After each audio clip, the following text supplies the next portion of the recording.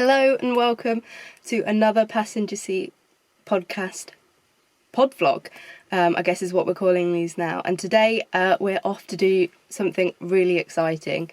Peggy's actually going to be staying at home today. I'm going to be using public transport to go down to London, as I've been invited to join Ford for the unveiling of their new electric car, and to kind of speak to other women within the industry as part of kind of International Women's History Month, and kind of get to understand the relationship that they're trying to kind of get a better understanding of women and electric cars. Now, I obviously am somebody who dailies not only an internal combustion engine car, but also a very old internal combustion engine car. And they were looking for individuals who were able to give them different perspectives, different kind of understandings, different opinions on electric vehicles, to try and help them understand why the take-up of electric cars is lower for women than it is for men. So you're going to be joining me today as we adventure into London, see what a press day is all about, because I've never been to one before, see the car for the first time. This is like my first embargoed event as well, so I'm seeing this on Friday the 17th, and you guys are going to be seeing it on the day that the car is unveiled, and you'll be having the opportunity to have a first look at it from my perspective right here on the YouTube channel. So I hope you're really looking forward to it, and we'll see you in the next clip.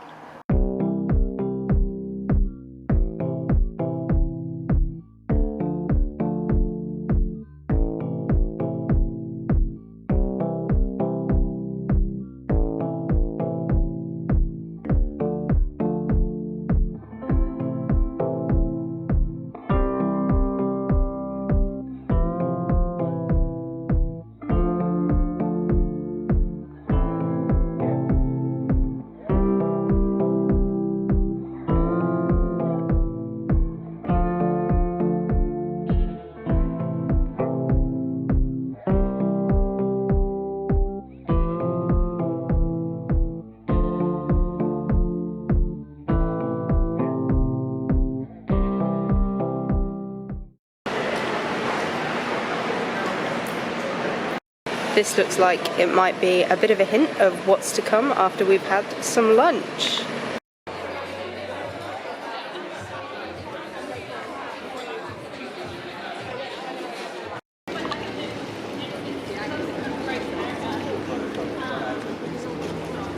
You're doing a temporary livery falls and the car becomes accessible. Oh, and I don't know who was on the table that I was on.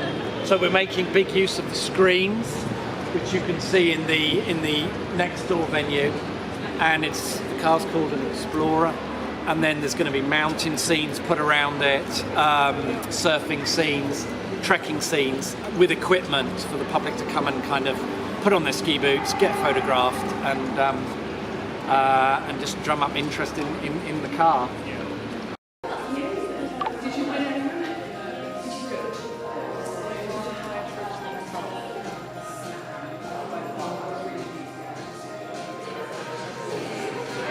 So we're inside the building now here with Ford, and you can see that the car is currently still under wraps, and you've got, if I pan around, the awesome group of women that have also been invited to today's event in the background, and we're all just waiting for the big reveal in just a few moments.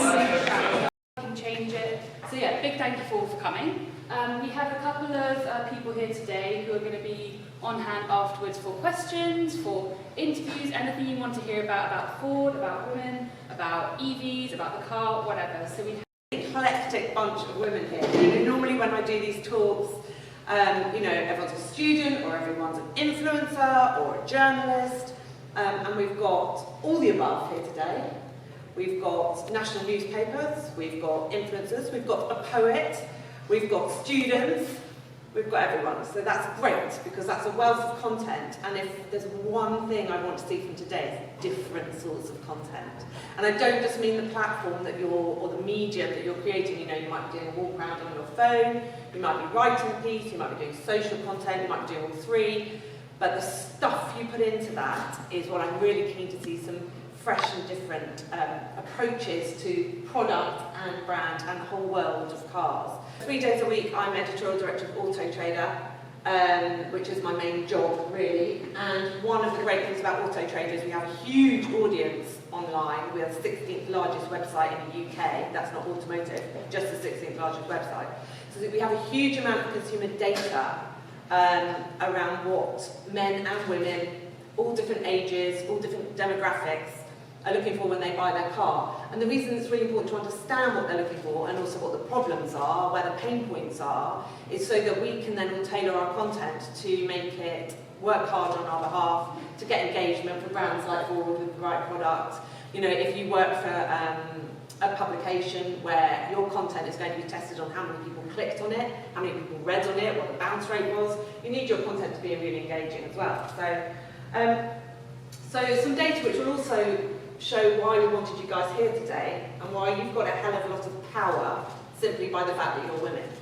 So I'd rather buy a fridge than a car, because women feel like they have more information about fridges, they feel it's a product they're already maybe invested in, they know about the brands, they go online, they might cross-shop 2 or 3 different fridges, they might decide, oh, this is the fridge for me, fine, job done, they go in, they buy it.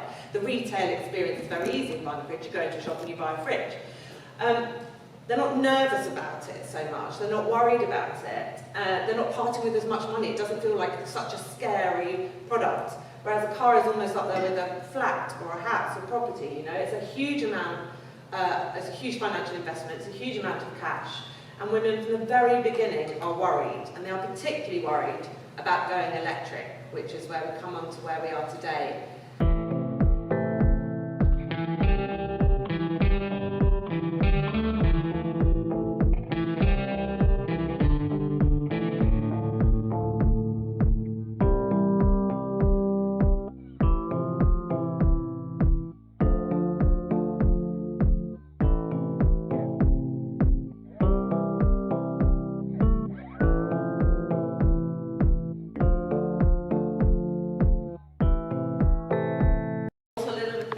How the design department is divided.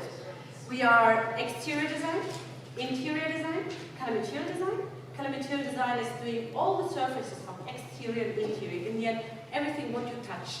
All the materials, all the seats, all the wheel colors, the front and everything. And maybe I give you also a bit background. Me as a woman in the automotive industry, it's very typical that women are in color material design. There's really, really few women in exterior. Not at Ford, unfortunately, and also not so many in interior. But we have also men in color material design. It's very a bit more diverse. I think it's also because women has a different feeling for details. Men are seeing, I don't want to be prejudiced, seeing more the big picture, and I think we are going more into the details. I'm doing this job already since 23 years, and it's still an exciting job. It's a very challenging job, and it's also with given limitations, and also the briefing, what is your car? This is my first electric vehicle, I worked on it. Ford is restless, innovative, bold, and Ford is also uncompromising with all the technologies for the future and new directions. And now we call this whole adventurous spirit, like the urban escape, this will also be explained. You see, in 2024, we have now 4 pillars. You see the wide performance with the Mustang, the Mach-E, the urban escape, they're still under the curtain. There will be the Kuga, the Puma BEV, it's still secret, but on the horizon. Then the active adventure, the blurred ribbon, it's underneath. Then we have the ultimate outdoor, the Bronco, which is only in Europe. And then there will be another new one.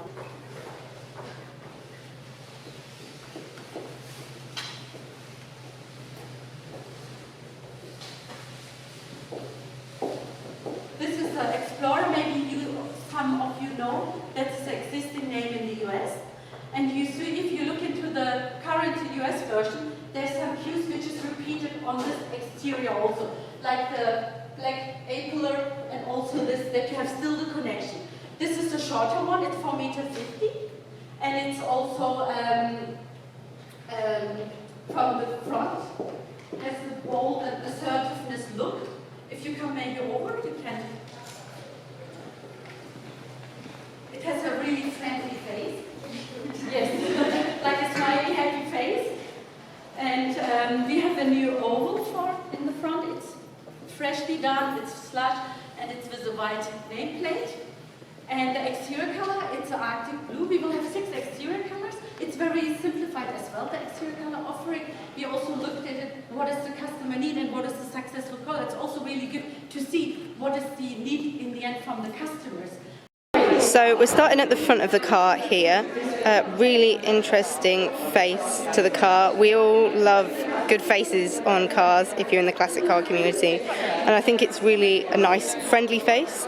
The thing that really appeals to me is the fact that you can see there that Ford have stuck with using their little blue oval shape badge, when for a while now we've seen lots of brands moving away from their historic logos and putting on kind of just wording and things like that on the front. And obviously the Explorer name, which is just across there, is kind of in that font that we see lots of stuff in these days, but the Ford logo is still big, proud and on the front. After spending loads of time on Weird Car Twitter, I do spend a lot of time now looking at wheel trims, and I think these are really interesting. It's just kind of quite a funky design, and I think it might be something that eventually becomes a little bit interesting and kind of iconic. Another thing I really like is this detailing here. Just adds for kind of a little bit of interest on the car, in the C pillar, and yeah, it's all glass along here, but just adds a little bit of something different there. And it also, I also really like the lights. They're just, me and Jamie play a game of at night working out whether we can work out the car from the shape of the lights, and so it'd be interesting to see these lit up as to whether they're going to be quite a distinctive shape for us to be able to work out. And yeah, there's that Ford badge there again, kind of really standing out, and actually matching it's not picking up great on camera, but this is a lovely blue. It's a blue that kind of reminds me of the cars that you saw, like the Jags and the Rovers in those light blues and greens in the early 2000s, that yeah, just really appeal to me personally as a colour. And it's just nice to see the use of these sorts of colours on a vehicle and on a launch vehicle. Not everything has to be like alien green and things like that. It's just a generally nice, appealing colour. And yes, everyone's kind of been recording content and talking to people. I'm going to try and get some clips with a few people here as well. And yeah, just getting a good look and some photos and things. So I'm joined now by a familiar face from the channel. It's Charlie, who's also come along to today's event with Ford. So what appealed to you about coming along to today's event? The biggest appeal about today's event was that it was all female on the invite list. That's something that's very unusual, not only from a media perspective, but also in an automotive perspective. You know, we are the minority, so to be here today and it's just women, we are the majority, and that's super unusual. Erin, who kind of was like the main guest speaker, I suppose, she gave everyone here advice on, you know, how to pitch stories, how to shape stories, how to look at the vehicle that we are sat in the boot of right now, and how to kind of like talk about our experiences. And I think that's something that's really nice and really important about, you know, females all coming together, is that we kind of want to learn from each other, but we also like sharing, you know, our expertise so that we can help upskill other people. It's like, you know, lifting others as we climb, that kind of thing. And so that's been a really nice element today, is also just seeing the kind of like diversity of women that are here. You've got students, you've got old professionals like me, you know, I feel very, you know, kind of like old-fashioned, in a bad way. And then, you know, people like you, super digital, super smart. You know, it's just a really interesting group of women coming together, you know, because of this car, and just coming at it from different angles and perspectives. So we've got Tony here, who I've met at the event, and Tony is a poet, which is just so inclusive in what this event's about in terms of getting so many different people from different backgrounds to talk about this car and to kind of get to know about it. So what appealed to you about this event? I think ultimately for me, inclusion is like the primary word I'd say. So generally the automotive industry is quite exclusive, like it's quite exclusive words. You go to these events or you hear about these events and the typical audience is your white male, or you know, it would be white males or men in the room predominantly, and it was just a chance to be included in, you know, demystifying, I guess, the barrier for women when it comes to cars, and you know, just creating general access for us in terms of being a part of the campaign, being a part of unveiling, being a part of the story, and just, you know, knowing that we're factored into like an audience, that we're being considered, like we're not just the recipient of a car, but we're the owners, we're the drivers, we're the users. Like there are a lot of features of the car that, like, you know, pertain to women. Like first of all, big boots, because guys always say, oh, women's cars are always messy, but their room's always tidy. Well, we've got big boots now, so our cars don't have to be messy anymore. It's got like the deep compartments as well. Like I put my laptop into there, and I was like, oh, that's great. And it's just like a lot of convenience things around us. The lights aren't confusing, so it's not a case of you see a light that comes on and you start ignoring it. It's kind of like a bit more friendly, like even the interface, the way everything reflects on, and I think because it's an EV, an electric vehicle, and more modern, it's easier for you to find out exactly what's wrong with your car. So you don't have to go to the mechanic like feeling inferior, like underwhelmed. That's really interesting, because like so my background is classic cars, and so I was attracted to classic cars because you can work out what's wrong with them and fix them yourselves in a lot of ways to avoid talking to mechanics who can be a bit scary and a bit like not friendly to women in some regards. So to have that option of actually the car's going to tell you quite clearly what's wrong with it, and it's just like, it's just knowing, like going with that knowledge instead of like pulling up and going, there's something, I can hear a sound, I don't know what's wrong with my car. I mean, actually, I just read this information, this is wrong, how much does it cost to fix it? And like, you can even go online, like you don't get your mechanics ripping you off or just talking you down or anything like that. And it's just the whole experience of buying and owning a car just feels more friendly, or like at least that's what Ford is trying to do. And I think that just, like I said, demystifying that barrier is what's important. So has today's event inspired you at all for the poetry, do you think? I mean, there's definitely, I think coming here I wasn't really sure, but I think there's definitely something, some level of content. I will put something out, definitely, but I think it speaks less about the vehicle but more about the experience inclusion, of being here today, and just being here today and meeting wonderful people like yourself. Oh, thank you. Where can people find you and your poetry online? So I've got my website, which is www.tonyverse.com, and then you can also check my Instagram or follow me on Twitter where I say a lot of rubbish, but generally that's me, and I'm also a voiceover artist, so yeah. Okay, great, thank you very much. Just before everyone heads off, hang around for as long as you want. Just have a look at the car, and then you're free to keep asking people questions, you're free to head off, get some more content, whatever you need. But yeah, we're going to have a watch this, and then yes, I can release you all back and forth. Who is that? This is your Aloha. Oh, sorry.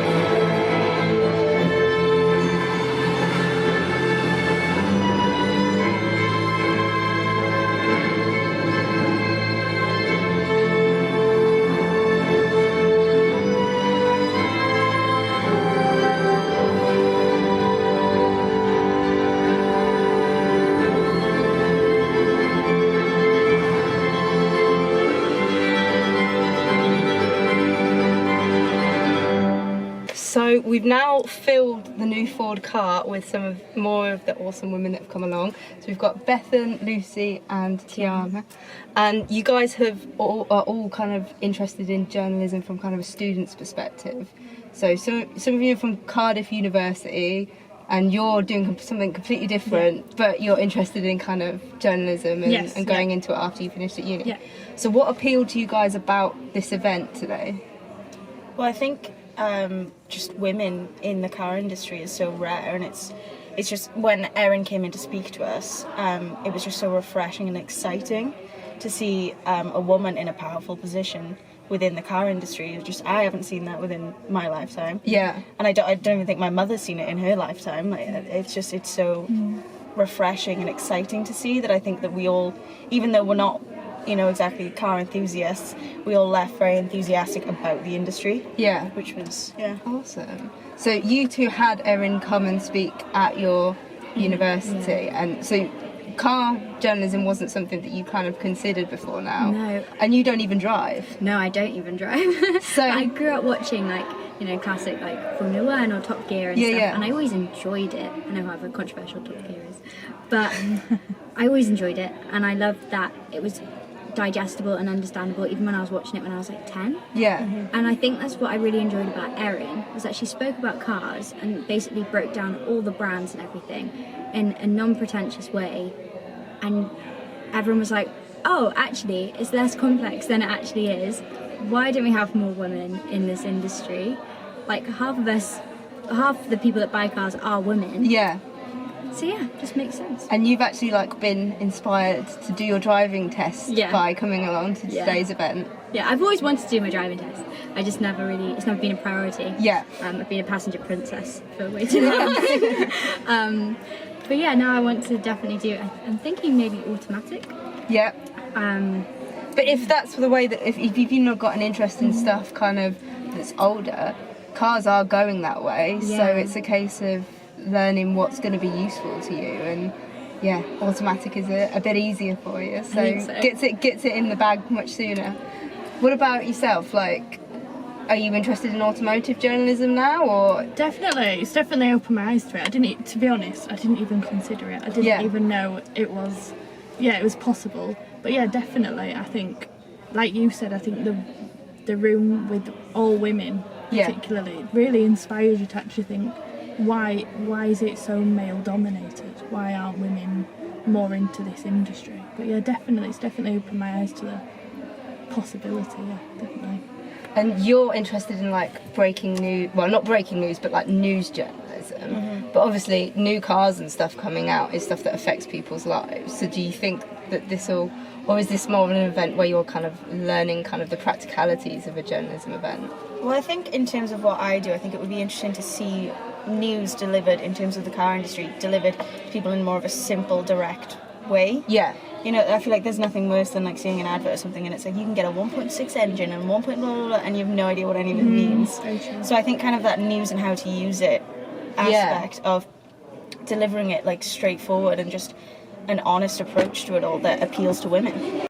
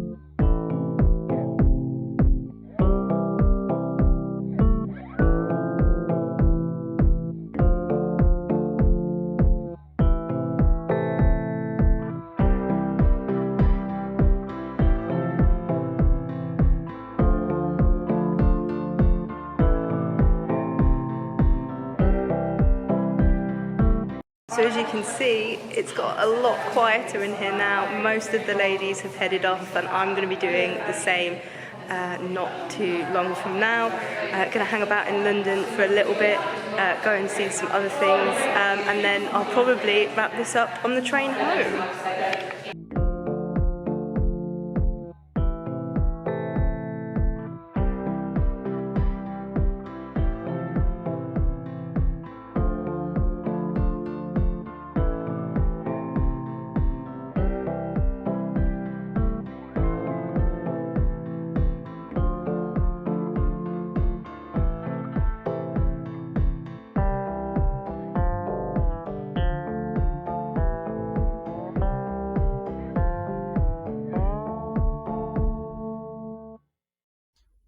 So I'm on the train home now. It's a lot later than kind of when the event finished. A few of us went for some food and drinks after the event to kind of carry on talking and getting to know each other and kind of sharing stories and experiences. There were so many tangents and it was so wonderful to kind of get to speak to some really interesting and passionate people who have such a wide variety of backgrounds. I wanted to kind of wrap this little video up with a bit of a summary of my thoughts on both the kind of event and the vehicle. So in terms of the event, I think it was an absolutely fantastic idea, so well done and really kind of well targeted.